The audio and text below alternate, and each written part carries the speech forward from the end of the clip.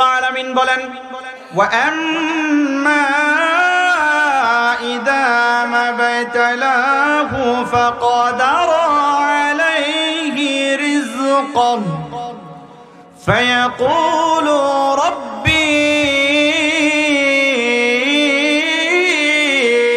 আহানান।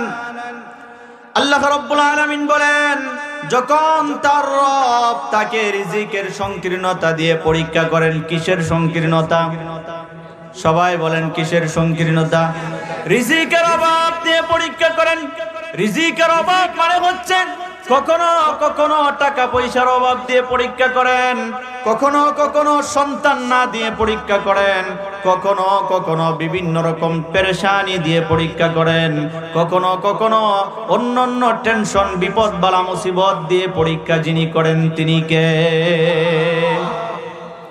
তখন ওই মানুষগুলা রব্বুল আলামিনকে দোষারোপ করতে শুরু করে। সমাজের মধ্যে দেখবেন তাকায়া কিছু মানুষ এমন আছে বিপদের মধ্যে যখন পড়ে যায় তখন আমার আল্লাহকে গালমন্দ করে আসে না নাই? দেখবেন বিশেষ করে পর্দার আড়ালের মা গো, খেয়াল করে শুনবেন, যখন দেখবেন অনেক সময় এমন হয় ছোট বাচ্চাটা যখন দুনিয়া থেকে বিদায় নিয়ে চলে যায়, অনেক মায়েরা এমন আছে বলে আল্লাহ বুঝি আমার ছেলেটাকে দেখছে আর কেউ রে দেখলো না। আছে না নাই? আল্লাহ রাব্বুল আলামিনকে দোষারোপ করতে শুরু করে। আল্লাহ রাব্বুল আলামিন বলে বান্দারে আমি আল্লাহ হলাম এমন একজন রব, এমন একজন মালিক যার কোনো দোষ আছে, যিনি দোষ ত্রুটি থেকে একেবারে পবিত্র, যার কোনো দোষ নাই, যার কোনো ত্রুটি নাই, দোষ ত্রুটি থেকে একজনই কেবল পবিত্র, তিনি কে? আল্লাহ রাব্বুল আলামিন বলেন ফায়াকুলু রাব্বি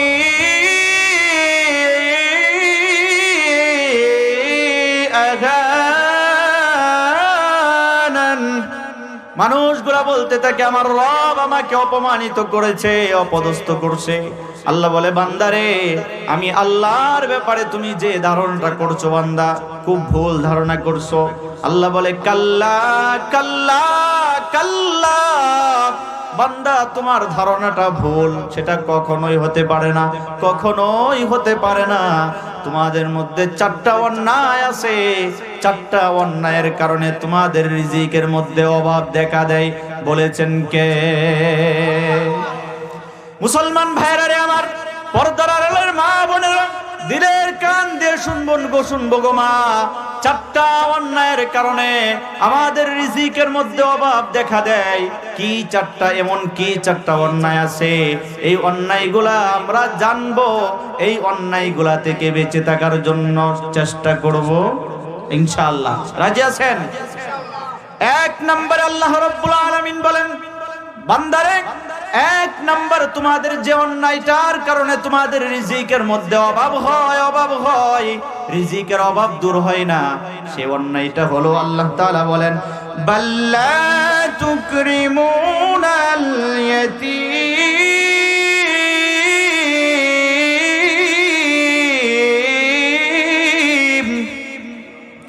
আল্লাহ রাব্বুল আলামিন বলেন 1 নম্বর অন্যায় যেটা, সেটা হলো তোমরা এতিমদেরকে সম্মান করো না, এতিমদেরকে সম্মান করো না। প্রশ্ন হলো হুজুর এতিমদেরকে আবার কিভাবে সম্মান করব? এতিমদেরকে সম্মান করার অর্থ হলো 2টা। কয়টা? এতিমদেরকে সম্মান করার অর্থ হলো 2টা। 1 নাম্বার হলো এতিম হয়তোবা ধনী হবে নয়তোবা গরিব হবে। এতিম যদি ধনী হয় সবার দায়িত্ব হলো এতিমের সম্পদের হেফাজত করা। কিন্তু আমাদের সমাজের অবস্থা হলো কারো যখন বাবা মারা যায়, বাচ্চা যদি ছোট হয়, এতিম যদি বা ছোট হয়, তখন এই ছোট বাচ্চার সম্পদ লুটে পুটে খাওয়ার মানুষ আমাদের সমাজে আছে না নাই? দেখবেন আপনজনরাই লুটে পুটে খাওয়ার জন্য চেষ্টা করে।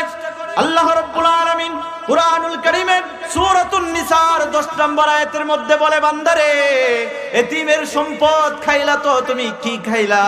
একবার আল্লাহর কোরআনটা তুমি খুলে দেখো না, এতিমের সম্পদ আত্মসাৎ করলা তো কি আত্মসাৎ করলা? একবার তুমি দেখো না তোমার রব কি বলেছে। সারা দুনিয়ার সমস্ত মানুষ মিথ্যা বলতে পারে, আমার আল্লাহ কোনদিন মিথ্যা বলতে পারে নাকি? আল্লাহ রাব্বুল আলামিন বলেন, ইন্নাল্লাযীনা ইয়াকুলুনা আমওয়ালাল ইয়াতামা যুলমান ইন্নামা ইয়াকুলুনা ফী বুতুনিহিম নারা ওয়া সায়াসলাউনা সাঈরা।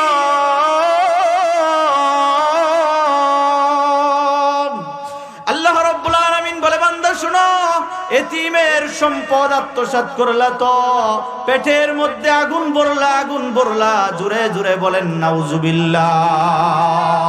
এটা হচ্ছে দুনিয়া। আল্লাহ রাব্বুল আলামিন বলেন, ওয়াসায়াসলাউনা সাঈরা, বান্দারে এতিমের সম্পদ তুমি আত্মসাৎ করে লুটে পুটে খাইলা মানে হলো তোমাকে জাহান্নামের আগুনের মধ্যে প্রবেশ করানো হবে। সবাই বলেন নাউজুবিল্লাহ। 2 নাম্বার, এতিম যদি গরিব হয়, এতিম যদি অভাবী হয়, সবার দায়িত্ব হলো এতিমদেরকে কাছে টেনে নেওয়া। এটা হলো আমার আল্লাহর আদেশ। জুড়ে বলেন কার আদেশ? এতিম যদি অভাবী হয়, এতিম যদি অভাবগ্রস্ত হয়, সমাজের সবার দায়িত্ব হলো এতিম বাচ্চাটাকে কাছে টেনে নেওয়া। যার বাবা নাই, যার মা নাই, সে বুঝে এটা কত কষ্টের কথা। বলেন ঠিক কিনা? যখন আমাদের দেশে উৎসব চলে আসে, ঈদের সময় যখন চলে আসে, আপনার সন্তানের জন্য আপনি মার্কেট করলেন, আপনার ভাই মারা গেল, কিন্তু আপনার ভাতিজার জন্য আহারে কপাল পড়ে গেল, আপনার কিছু কেনার তৌফিক হলো না। আপনার সন্তানের জন্য 2 জোড়া, 5 জোড়া, 7 জোড়া জামা কাপড় কিনতে পারলেন, আপনার এতিম ভাতিজার জন্য, ভাইয়ের বেটার জন্য আপনি 1 জোড়াও কিনতে পারলেন না। আপনার মনটা কিভাবে মেনে নিল? আল্লাহ রাব্বুল আলামিন বলে, বান্দারে তুমি অনেক টাকার মালিক হতে পারো, অনেক গাড়ি বাড়ি অট্টালিকার মালিক হতে পারো, তোমার রিজিকের অভাব কোনোদিন দূর হবে না। যিনি অভাব দিয়েই রাখবেন, অভাব দিয়েই রাখবেন, তিনি কে? আল্লাহ রাব্বুল আলামিন বলেন, এতিমদেরকে যতদিন পর্যন্ত তোমরা কাছে টেনে নিতে না পারবা, এতিমদেরকে যতদিন পর্যন্ত তোমরা আদর সোহাগ করতে না পারবা, ততদিন পর্যন্ত তোমাদের রিজিকের অভাব দূর হবে না। আল্লাহ রাব্বুল আলামিন সূরাতুল কুরাইশ, আল্লাহ রাব্বুল আলামিন সূরাতুল মাউনে বলেন, আরাআইতাল্লাযী ইউকাযযিবু বিদ্দীন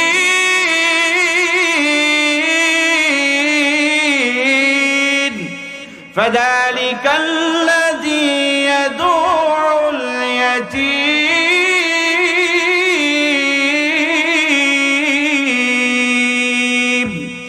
আল্লাহ রাব্বুল আলামিন বলেন, তারাই কেবল আখিরাতকে অবিশ্বাস করে, অস্বীকার করে, যারা এতিমের ঘাড় ধাক্কা দিয়ে ঘর থেকে বের করে দেয়, যারা এতিমদেরকে আদর করে না, কেমন যেন আল্লাহর আখিরাতকে তারা অবিশ্বাস করে। জোরে জোরে বলেন নাউজুবিল্লাহ।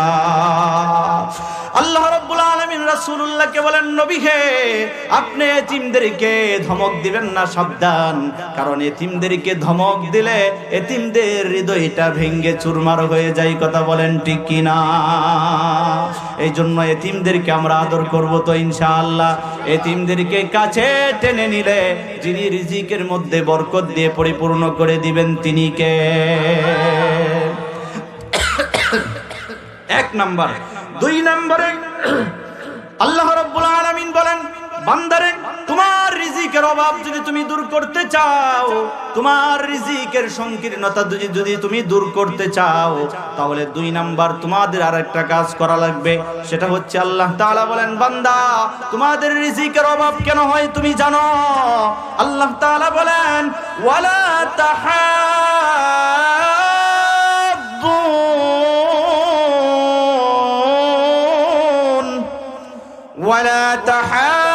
تحاضون على طعام المسكين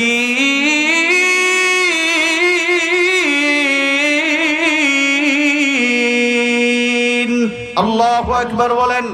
আল্লাহ রাব্বুল আলামিন বলেন তোমাদের রিজিকের অভাব কোনোদিন দূর হবে না, কারণ প্রত্যেকটা সমাজের মধ্যে গরিব মানুষ, মিসকিন মানুষ আছে না নাই? যিনি আপনাকে ধনী বানাইছেন তিনি কে? আর একজনকে যিনি গরিব মারা বানালেন তিনি কে? আল্লাহ ইচ্ছা করলে আমাকেও তো গরিব বানাতে পারতেন। গরিব যিনি আছেন তাকে তো ইচ্ছা করলে আল্লাহ ধনী বানাতে পারতেন। সকাল বেলার ধনী রে তুই, ফকির সন্ধ্যাবেলা। আমেরিকার যারা অনেক কোটিপতি ছিল, মিলিয়ন ট্রিলিয়ন বিলিয়ন টাকা পয়সার মালিক ছিল, রাস্তার ভিখারি হয়ে গেছে। কে করেছে? কথা বলেন, কে করেছে? আল্লাহ রাব্বুল আলামিন বলেন বান্দারে, রিজিকের অভাব যদি তুমি দূর করতে চাও তাহলে তোমাদের সবার দায়িত্ব হলো, জিম্মাদারি হলো, প্রত্যেক এলাকায় গরিব মানুষ আছে, পরস্পরে তোমাদের সবাই মিলে তারে সহযোগিতা করা লাগবে। যদি কেউ বিপদের মধ্যে পড়ে যায় তাহলে সবাই তার পাশে দাঁড়াতে হবে, কারণ একটা কথা আছে, 10-এর লরি 1-এর বোঝা। কারণ সমাজের মধ্যে যদি 5টা মানুষ বিপদের মধ্যে থাকে আর 500 মানুষে যদি 100 টাকা করে তার সাহায্য করে, অনেক টাকা হয়ে যাবে। কথা বলেন ঠিক কিনা? কিন্তু আল্লাহ রাব্বুল আলামিন বলেন বান্দারে, তোমাদের রিজিকের মধ্যে কেন অভাব হয়? অভাব হওয়ার পিছনে কারণ হলো তোমরা পরস্পরে গরিবদেরকে দেওয়ার ক্ষেত্রে একে অপরকে উদ্বুদ্ধ করো না, বরংস তোমরা একে অপরকে না দেওয়ার জন্য উদ্বুদ্ধ করা। কথা বলেন ঠিক কিনা? গরিব মানুষ যখন ভিক্ষার জন্য কখনো কখনো আপনার আমার কাছে হাত পাতে, আপনার আমার বন্ধু বান্ধব যারা আছে তখন বলে দোস্ত তারে দেওয়ার দরকার নাই, আমারে দাও, 10 টাকা বিড়ি খাই। আছে না নাই এমন ডাকাত?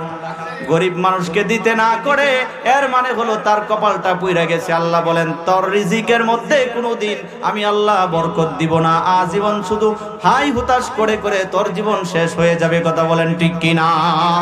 আল্লাহ রাব্বুল আলামিন বলেন বান্দারে, তোমার রিজিকের অভাব যদি তুমি দূর করতে চাও, সংকীর্ণতা যদি তুমি দূর করতে চাও, তাহলে তোমার 2 নাম্বার কাজ করা লাগবে, অভাবীর পাশে দাঁড়ানো। সেটা ভালো না খারাপ? আমার নবী প্রত্যেকটা অভাবীর পাশে সব সময় দাঁড়াতেন। অভাবী নিজে অনেক সময় কষ্ট করে হলেও অভাবীকে উপকার করতেন। কথা বলেন ঠিক কিনা? এই জন্য নবী আলাইহিস সালাতু ওয়াস সালাম যেহেতু নিজে কষ্ট করেও অভাবীদের পাশে ছিলেন, আমাদের থাকা দরকার আছে না নাই? কখনো কখনো দেখা যায় মাদ্রাসাগুলোতে এতিম বাচ্চারা লেখাপড়া করে, গরিব মানুষ লেখাপড়া করে।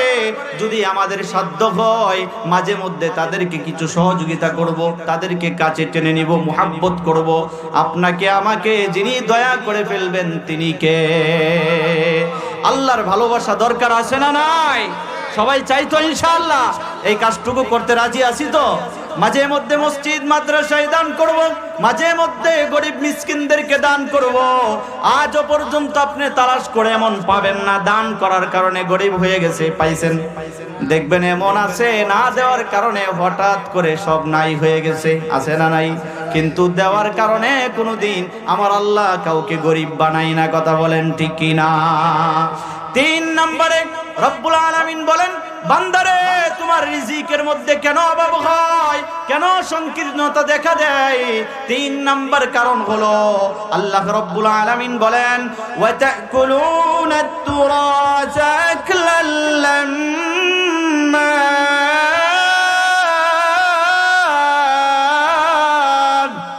আল্লাহ রাব্বুল আলামিন বলেন বান্দারে, অভাব দেখা দেওয়ার পিছনে 3 নাম্বার কারণ হলো ওয়ারিসি সম্পদ যখন তোমরা একা আত্মসাৎ করার চেষ্টা করো তখন তোমাদের রিজিকের অভাব কোনোদিন দূর হবে না।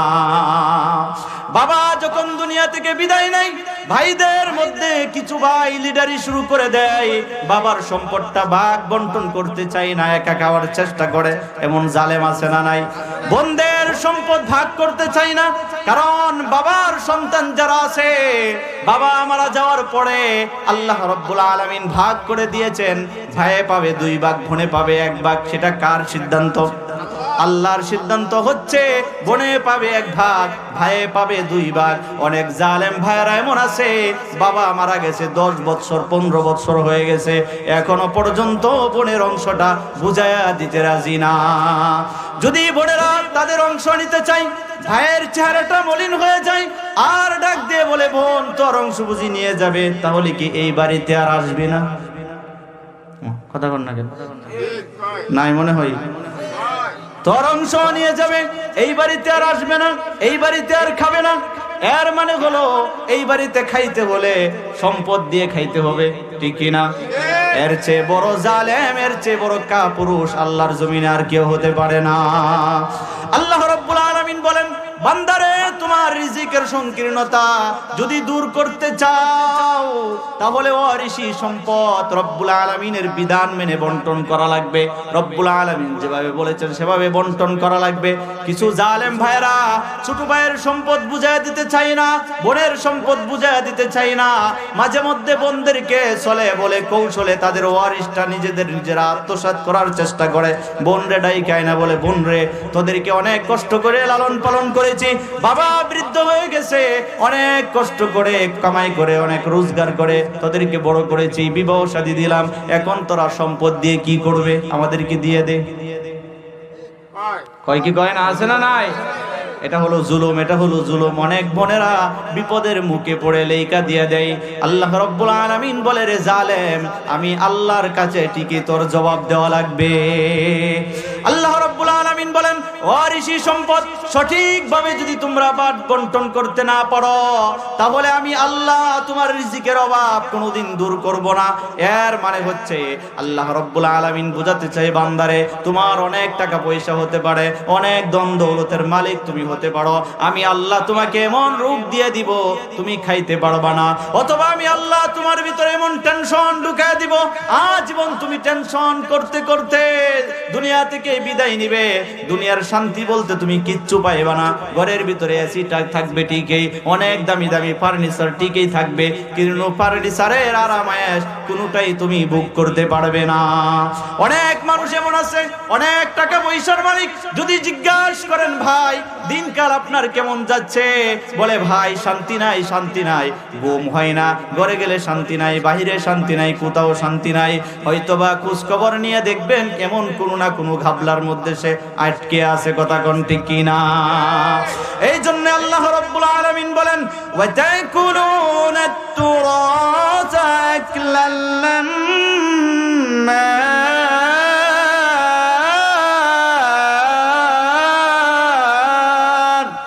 আল্লাহ রাব্বুল আলামিন বলেন, বান্দারে তুমি দুনিয়াতে রিজিকের অভাব দূর করতে চাও, তাহলে ওয়ারিসি সম্পদ সঠিকভাবে আদায় করা লাগবে।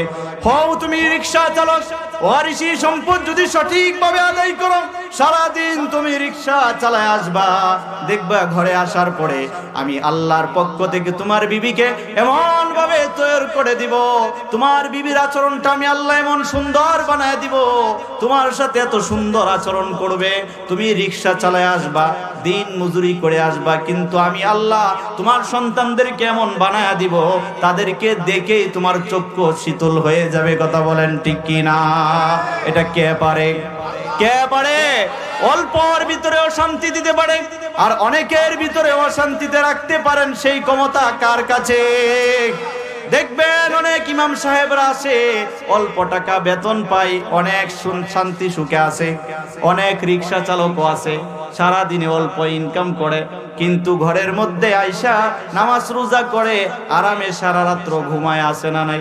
অনেক কোটিপতি আছে, ট্যাবলেট খাওয়ার পরেও রাত্রে ঘুম হয় না, আছে না নাই? এই জন্য আল্লাহ রাব্বুল আলামিন বলে, রিজিকের অভাব দূর করতে চাও, ওয়ারিসি সম্পদের মধ্যে বান্দা তুমি 2 নাম্বারই করবা না। কার কথা?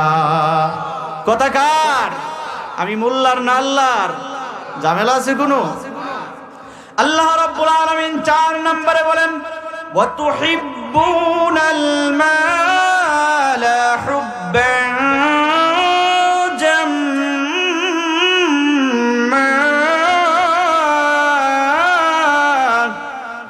আল্লাহ রাব্বুল আলামিন বলেন, বান্দারে আমি আল্লাহ তোমাদেরকে দুনিয়াতে পাঠালাম, শুধু দুনিয়া দুনিয়া করার জন্য আমি আল্লাহ পাঠাই নাই, দুনিয়ার পাগল হওয়ার জন্য আমি আল্লাহ পাঠাই নাই। যারা শুধু দুনিয়ার প্রতি আকৃষ্ট, যারা শুধু দুনিয়া দুনিয়া করে, তাদের পেট কোনোদিন ভরে না, তাদের দুনিয়া দুনিয়া করতে করতে জীবন শেষ হয়ে যায়। কথা বলেন ঠিক কি না?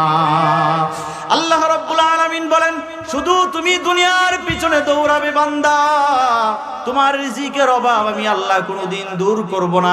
দুনিয়া দুনিয়া করতে করতে তোমার জীবন শেষ হবে, কিন্তু আমি আল্লাহ তোমার অভাব কোনোদিন দূর করে দিব না। অভাব থেকেই যাবে, অভাব থেকেই যাবে।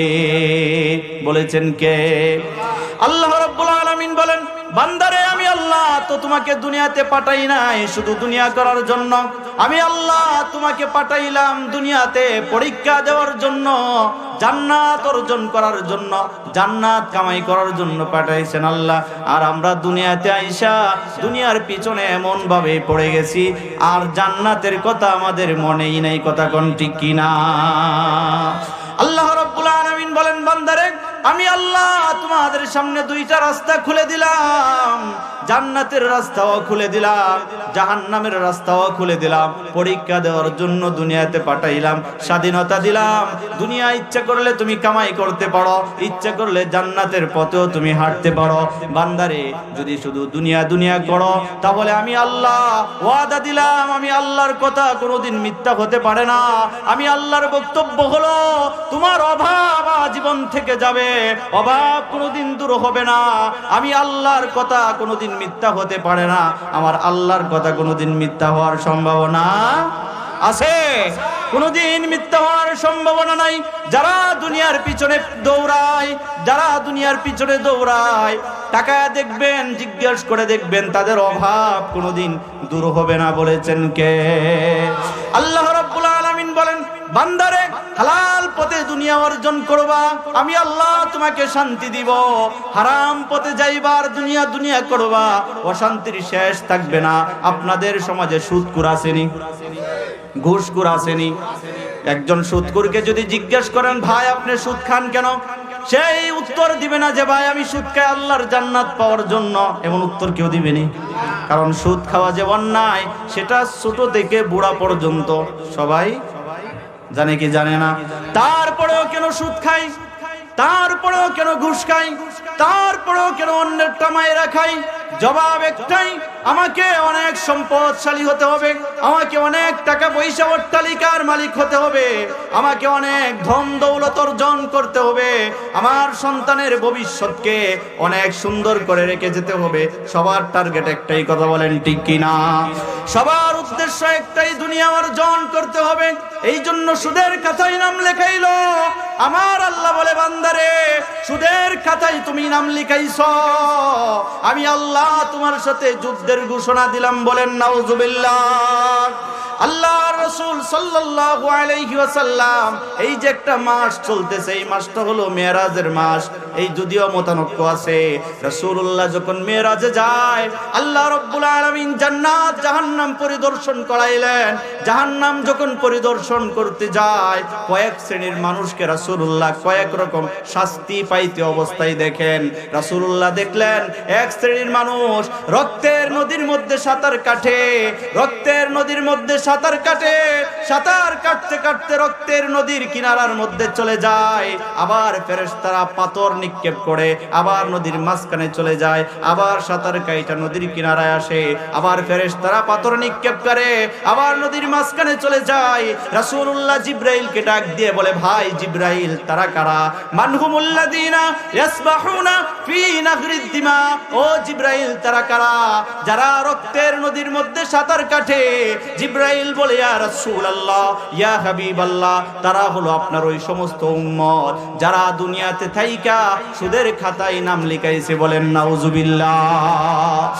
জিবরাইল বলে, ইয়া রাসূলুল্লাহ, তারা কিয়ামত পর্যন্ত এই শাস্তি তাদের হতেই থাকবে, রক্তের নদীর মধ্যে তারা সাঁতার কাটতেই থাকবে, কিনারা আসলেই ফেরেশতারা পাথর নিক্ষেপ করতেই থাকবে, কিয়ামত পর্যন্ত এই শাস্তি হবে। কিয়ামতের পরে তো বিচার হবে, বিচারের পরে তো কঠিন শাস্তি হবে, সেটা হচ্ছে হালকা শাস্তি। রক্তের নদীর মধ্যে সাঁতার কাটবে সুদখোরেরা কারা? সুদখোরেরা কেন সুদ খায়? দুনিয়া দুনিয়া করে অনেক বড় লোক হতে হবে। কার জন্য করলেন? সবার একটাই টার্গেট, নিজে বুক করার জন্য না, সন্তানকে প্রতিষ্ঠিত করতে হবে। যারা সুদ খায় বেশিরভাগ মানুষের বয়সই হচ্ছে 40 থেকে 60, 70, 80 বয়সের মানুষগুলা। কথা বলেন ঠিক কি না? যাদের বয়স 50 হয়ে গেছে জিজ্ঞাসা করবেন, ভাই আপনি যদি বাঁচেন তাহলে আর কত বছর বাঁচতে পারেন? তাহলে দেখবেন উত্তর দিবে, ভাই 50 বছর তো হয়ে গেছে, 60, 70 হইলে তো মানুষ মইরাই যায়, হয়তো বা আর 20-25 বছর বাঁচতেও পারি। উত্তর সবার একই হবে। কথা বলেন ঠিক কি না? 20 বছর বাঁচার জন্য কেউ এত সুদ খাবে না, এত ঘুষ খাবে না। টার্গেট হচ্ছে আমার সন্তানের ভবিষ্যৎটাকে উজ্জ্বল করে যেতে হবে, আমার সন্তানকে অনেক গাড়ি বাড়ি অট্টালিকার মালিক বানায় রাইখা যেতে হবে। এই জন্য সুদ খায়, ঘুষ খায়। আল্লাহ রাব্বুল আলামিন বলে, বান্দারে তুমি সুদের খাতায় নাম লিখাইলা, দুনিয়া দুনিয়া করলা। বান্দা, শুধু দুনিয়া দুনিয়া করার জন্য তো আমি আল্লাহ তোমাকে পাঠাই নাই। তুমি দুনিয়া দুনিয়া করছো, সুদের খাতায় নাম লিখাইছো, শাস্তির মুখোমুখি তোমাকে হতে হবে। তোমার সম্পদ রাইখা যাওয়া সম্পদ নিয়ে তোমার সন্তান আনন্দ উল্লাস করবে, মায়ের কিন্তু তুমিই খাইবা। কথা কোন ঠিক কি না? জবাব কিন্তু তোমাকেই দিতে হবে। বুঝে থাকলে বলবেন, বাবা এর চাইতে বড় বুকার কি আছে? যেই ছেলেটা আপনার পরিচয় দিবে না, আমার সন্তান আমার পরিচয় দিবে না, আমি যদি বিপদের মধ্যে পড়ে যাই, আমার সন্তান পুরা আমারকে অস্বীকার করবে, বলবে এই লোকটা আমার বাবা ছিল না। নাউজুবিল্লাহ পড়েন। এই ছেলেটার জন্য কেন আমি সুদ খাবো, কেন আমি ঘুষ খাবো, কেন আমি অন্যেরটা মাইরা খাবো? প্রশ্নই তো আসে না। কথা বলেন ঠিক কি না? বুদ্ধিমান মানুষ তো কোনোদিন সুদের কথাই নাম লিখাতে পারে না, কোনোদিন ঘুষের কথাই নাম লিখাতে পারে না, কোনোদিন অন্যেরটা মাইরা খাইতে পারে না। বুদ্ধিমান মানুষের কাজ সেটা হতেই পারে না। কথা বলেন ঠিক কি না?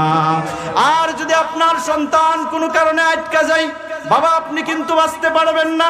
আমাদের দেশের পরিস্থিতি হলো, সমাজের প্রতি পরিস্থিতি হলো, বাবা আপনি 5 ওয়াক্ত নামাজ পড়লেন, ওয়াজ করলেন, যাকাত দিলেন, সব করলেন, আপনার ছেলে এসএসসি পরীক্ষার মধ্যে যদি ফেল করে, আপনার সন্তানের শাসন আছে। যদি আপনি 5ম শ্রেণীতে আপনার ছেলে ফেল করে, তার জন্য শাসন আছে। আপনার ছেলে যদি ঠিকমতো কাজকর্ম না করে, তার জন্য শাসন আছে। কিন্তু আপনার সন্তান যে 5 ওয়াক্ত নামাজ পড়লো না, তার জন্য কিন্তু আমাদের দেশে কোনো শাসন নাই। কথা বলেন ঠিক কি না? আপনার সন্তান যে ইসলাম শিখলো না, আপনার সন্তান যে কোরআন পড়লো না, আপনার সন্তান যে কোনোদিন মাদ্রাসায় আসলো না, আপনার সন্তান যে আলহামদুর সূরাটা বিশুদ্ধ করে পড়তে পারলো না, এই জন্য কিন্তু আপনার মাথার মধ্যে কোনো টেনশন নাই। আপনার সন্তান যদি ধরা খেয়ে যায়, আপনি হাজী সাহেব আল্লাহর কাছ থেকে জান্নাতের সার্টিফিকেট পাওয়া গেলেন, আপনার সন্তান ধরা খেয়ে গেল। আপনার সন্তান ধরা খাইলে কিন্তু আপনিও ধরা খেয়ে যাবেন। কিন্তু আপনি যদি ধরা খেয়ে যান, আপনার সন্তান ধরা খাবে না। আপনি সুদ খাইলেন, ঘুষ খাইলেন, জবাব আপনাকে দিতে হবে, আপনার সন্তান দিবে না। কিন্তু আপনার সন্তান যদি ধরা খেয়ে যায়, আপনাকে জবাব দিতে হবে। হিসাব বুঝতেছেন নি বাবা? আপনার সন্তান যদি ধরা খেয়ে যায়, আল্লাহর কাছে আপনার বিরুদ্ধে মামলা দায়ের করবে।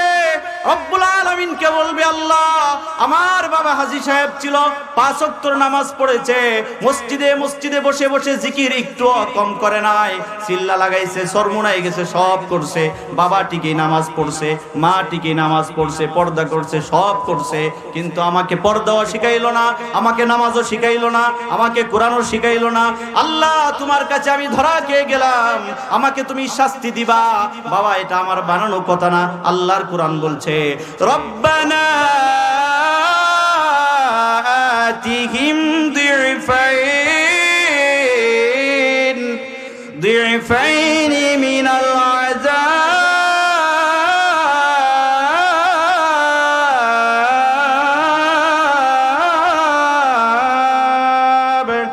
ওয়ালআনহুম লা'নান কাবীরা। কার কথা?